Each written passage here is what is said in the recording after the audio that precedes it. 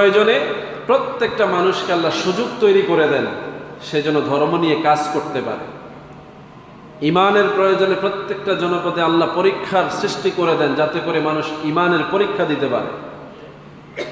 ইসলামের প্রয়োজনে আল্লাহ রাব্বুল আলামিন সকল যুগে সকল মানুষের সামনেই এমন কিছু ফিতনার উদ্ভব ঘটায় দেন, যাতে করে মানুষ ফিতনা থেকে বাঁচার চেষ্টা করতে পারে।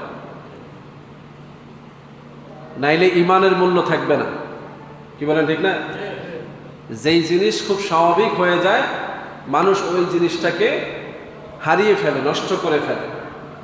একটা ঘর যদি দীর্ঘদিন এক অবস্থায় থাকে, যদি ধোয়া মোছা করা না হয়, কোনো পরিবর্তন না করা হয়, এটাও এক সময় কি হয়ে যায়?